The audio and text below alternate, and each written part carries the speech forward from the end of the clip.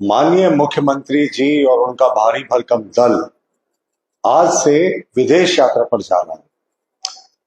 तो माननीय मुख्यमंत्री जी को इस पर्यटन यात्रा के लिए ढेर सारी शुभकामनाएं।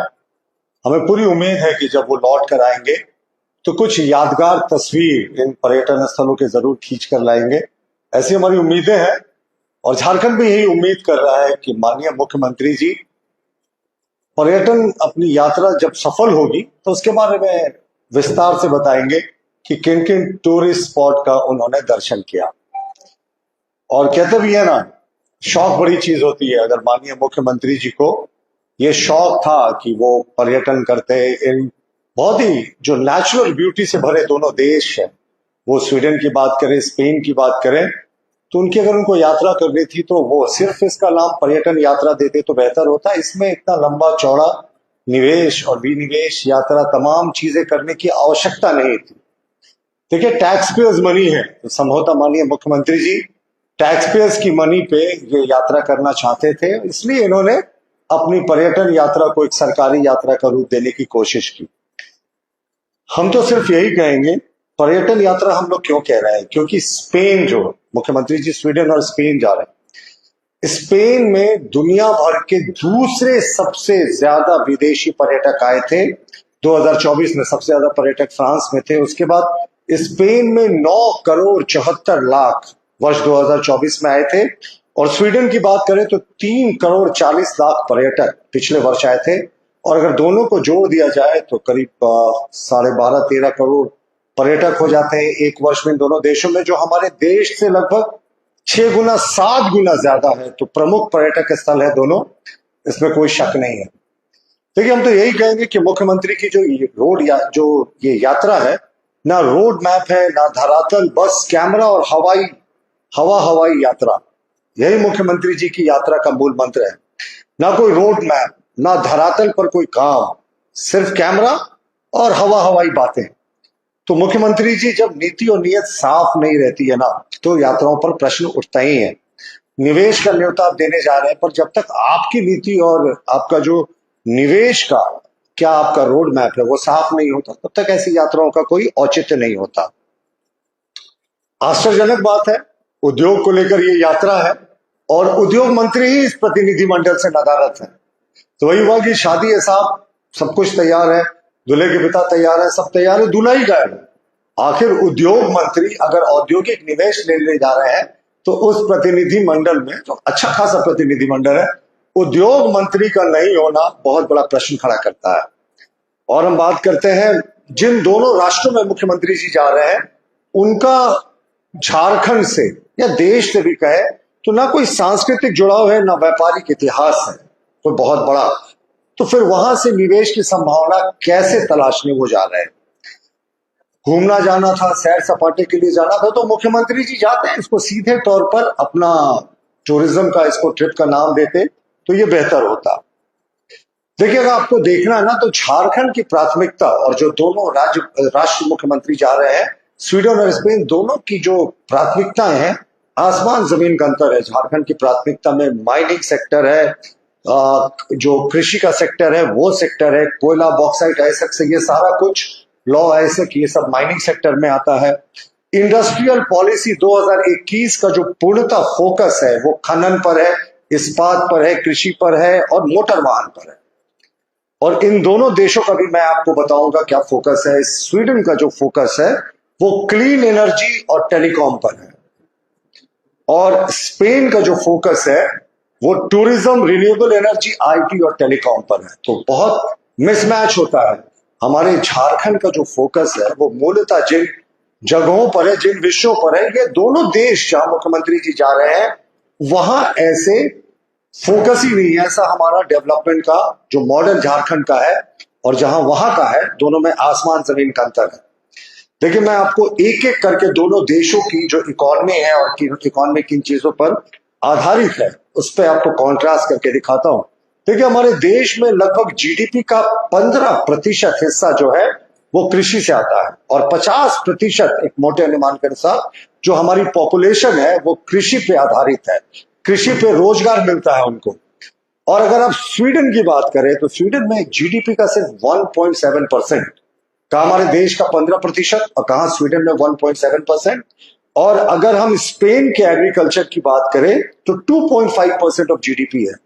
तो आप सोच सकते हैं इन दोनों राष्ट्रों में कृषि पर फोकस नहीं है। जो बेसिक कृषि होती है, बेसिक फार्मिंग होती है, उस पर इन दोनों राष्ट्रों का फोकस नहीं है। मुख्यमंत्री जी, झारखंड की एक बड़ी जो जनसंख्या है वो कृषि आधारित कार्य में लगी रहती है और सबसे ज्यादा रोजगार भी इसी सेक्टर से मिलता है। लेकिन जहां आप जा रहे हैं वहां एग्रीकल्चर फोकस में ही नहीं है।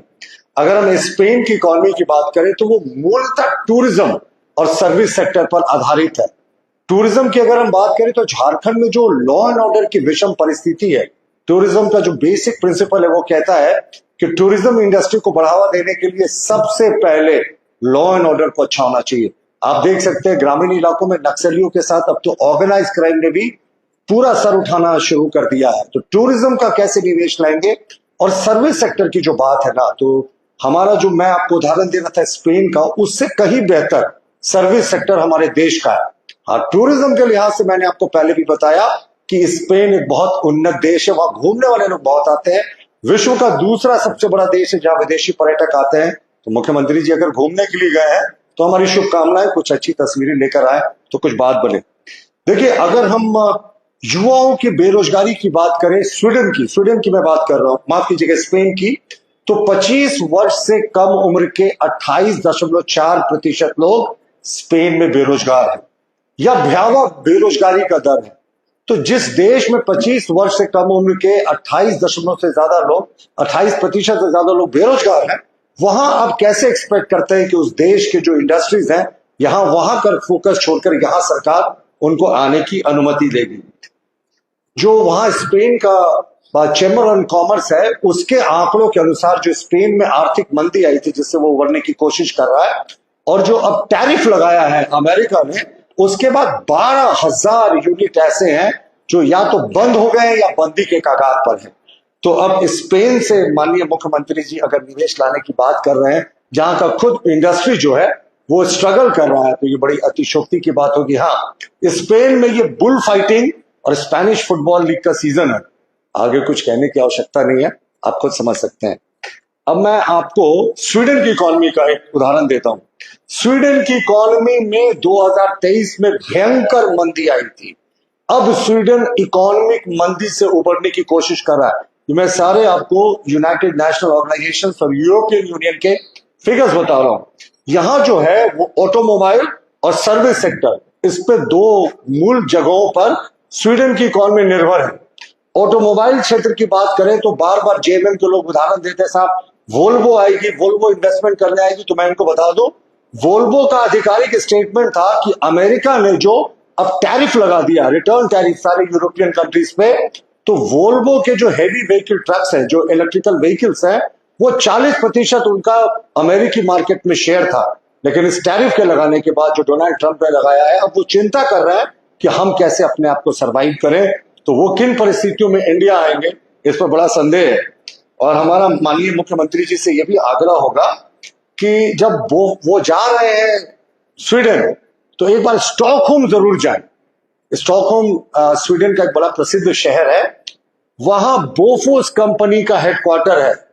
बोफोर्स वही कंपनी है जिसने इनके गठबंधन के सहयोगी दल कांग्रेस जब सरकार में थी तो अब तक के इतिहास का सबसे बड़ा डिफेंस घोटाला हुआ था 155 मिलीमीटर के हॉजर गनों में। तो एक बार वहां भी मुख्यमंत्री जी को दर्शन करके आना चाहिए कि भ्रष्टाचार की गंगा किस तरीके से यूपीए सरकार में वहां से बही थी।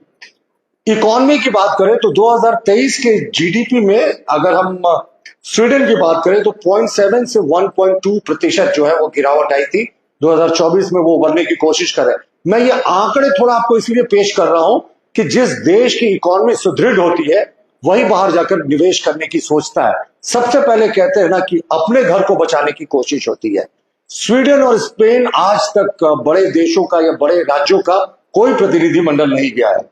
और यूरोफाउंड एक कंपनी है, बहुत फेमस रिसर्च कंपनी है, उसकी रिपोर्ट है कि 2024 में 23.8% युवा जो हैं वो स्वीडन में बेरोजगार हैं, 25 वर्ष से कम उम्र के।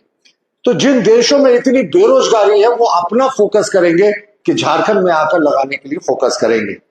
और जब देश खुद को ठीक करने की संघर्ष कर रहा हो तो ऐसे में कोई इन्वेस्टमेंट है, ये बेईमानी है। लेकिन मुझे जहां तक पता है कि कुछ कंपनियों को इन्होंने सेट करके रखा है, छोटी मोटी कंपनियों, एमओयूज होंगे, बड़े फोटोग्राफ्स खींचे जाएंगे, उन सारे फोटोग्राफ्स को सार्वजनिक किया जाएगा कि इतने सारे इन्वेस्टमेंट आ रहे हैं। लेकिन वो कहते हैं ना, ढाक के तीन पात, होने वाला कुछ नहीं है। फोटोग्राफी अगर मुख्यमंत्री जी को सार्वजनिक करना है तो जिस बेसिक पर्पस के लिए वो गए हैं, टूरिज्म, जिन टूरिस्ट प्लेसेस जाएंगे ना स्पेन और स्वीडन में, थोड़ा झारखंड वासियों को भी उसके दर्शन करा दीजिएगा। धन्यवाद, थैंक यू।